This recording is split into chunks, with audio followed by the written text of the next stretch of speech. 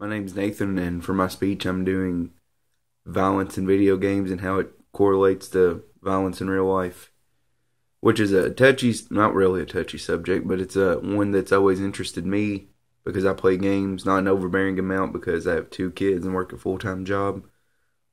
So I don't have a whole lot of time to do it like I used to. But one of the biggest examples that everybody would probably know, or if they didn't know that video games had anything to do with it, was Columbine, which the two guys that shot up the school played the game Doom a lot, which is a first-person shooter, which is where all you see, it's actually like you're seeing what you actually see. All you see is like the barrel of the gun or your hand in front of you doing all the dirty work. So it makes it feel like you're the one actually doing all the violent things. And they said that them playing Doom so much helped them gain accuracy and the ability to use weapons and guns and all that. And they did play it a lot to where they created levels or mods as they call them, and that's all true. And one thing that isn't true is that they said they created a level that resembled the schools to help them plan the attack, but that's not true. That's just something some politician or somebody in the media said to help make something so already so awful, so much more awful for whatever reason. I mean, I don't know why you would want to make something so terrible into a circus. I mean, that's the world we live in, I guess, but that's a whole nother discussion. But the thing is, when you're playing a first-person shooter, this is how you aim, with one thumb on one stick, moving it around until somebody's in your little reticle, and then you pull a trigger and you shoot them. That, I mean, I played those games.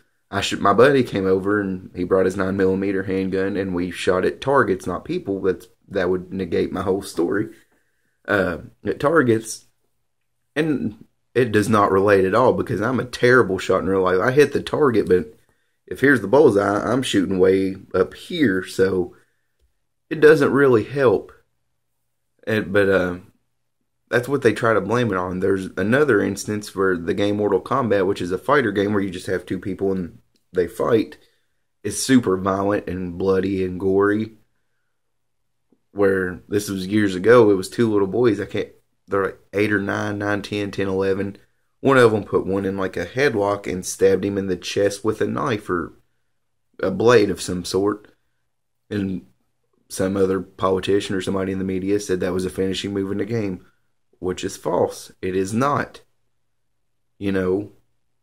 People were wanting to not glorify, but make a much bigger deal out of it than what it is. I mean, yeah, there are games with senseless violence that have that's all it is violence for violence sake, which is not interesting to me. I mean, I've played games with violence. I mean, and if it relates to the story and progresses it and moves it along, then fine, that's okay. I'll get to that a little bit more later. But I believe the problem is not violence in video games, it's parenting. And I'm a parent myself to a 1-year-old and a 6-year-old. My 6-year-old likes to play games, and I let her play games. I let her play a Mario on the Wii, which there's killing in that. I mean, it's not violent. You just run and jump on your enemy, and bloop, they're dead. I let her play Super Smash Brothers, which is a fighting game with Nintendo characters and Mario. So it's not violent, but it is fighting. And she plays Minecraft and the Lego games, which there's tons of those, where you do beat stuff up and explodes into little bricks and stuff. It's not gory, but violence is violence, I guess. But the problem's parenting, and I believe me and my wife, we watch. Before we go take her to see a movie, like we went and saw Maleficent before we would take her to see it, just because we didn't know.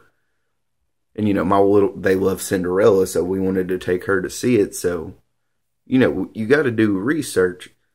It's parenting and, the environment people are brought up in and where they are and what they see. If they see alcoholic parents or parents that beat on each other or beat them, or they live in a bad neighborhood and that's what they're raised up around in, or they go to school and they're bullied, and everybody has a breaking point and everybody has hobbies. I mean, I don't go on and play Call of Duty to get out my frustration. Some people do. I don't. But the thing there's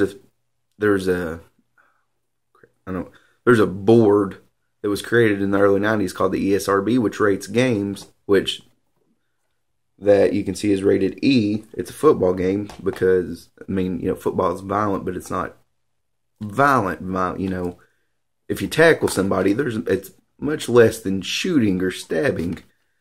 And then Minecraft is rated E10 plus, which is everyone 10 and older, because there's some violence, but it's your blocks in a blocky world fighting monsters. There's no gore or anything, but I mean, you use swords and stuff. And then you have Destiny, which is rated teen for animated blood and violence, because there's animated blood and violence. I mean, it's not overly done. I mean, you shoot aliens because they're bad and they're trying to destroy the universe or whatever, and you're trying to prevent that. Like I said, that's part of the story that progresses it. That makes sense to me. And then you have The Order, which is rated M for blood and gore, intense violence, nudity, sexual content, and strong language, which all of that is very much so in there, which it all helps the story, which not the nudity. That's just weird in video games to me in general. But yeah, it's in 1886 in London, and you're fighting werewolves, which to me, if a werewolf was coming at me, I would want the biggest gun to make it explode, to make sure that it wasn't coming back for me. That's part of the game, part of the story. And video games have, come a long way from just Mario, where you just run, jump, and try to jump on that pole and slide down and get your flag and go on to the next level. Now, it's almost become an art form where you're not really playing a video game, you're playing a movie where it tries to draw you in and make you feel like you're part of it. It tries to get to you emotionally, not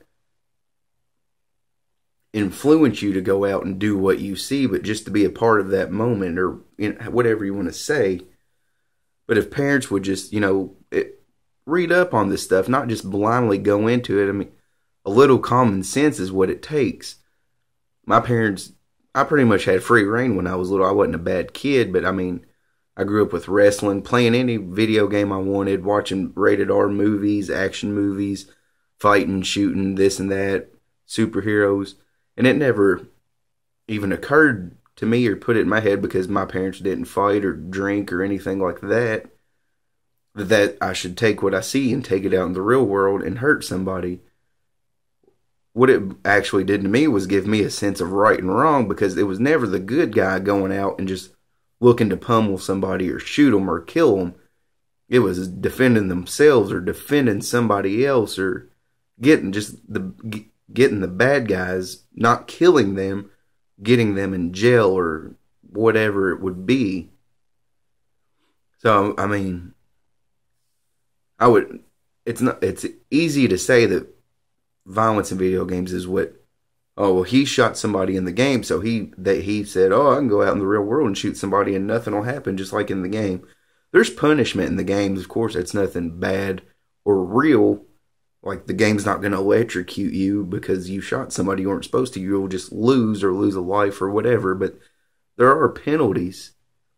They're not as real as in real life, where you'll go to jail or something. But it's just, I believe, politicians and whoever trying to put the blame somewhere instead of saying what it really is, which is parenting, and people having common sense to watch their children instead of letting the children raise themselves. Even, there's comedians who joke about it, and I mean, some of it's not, like Columbine and Sandy Hook. Those things aren't really things to joke about, but I mean, they make light of it because people are putting the blame where it shouldn't be instead of facing the real problem. And hopefully what I have said makes sense and kind of resonates. Thanks.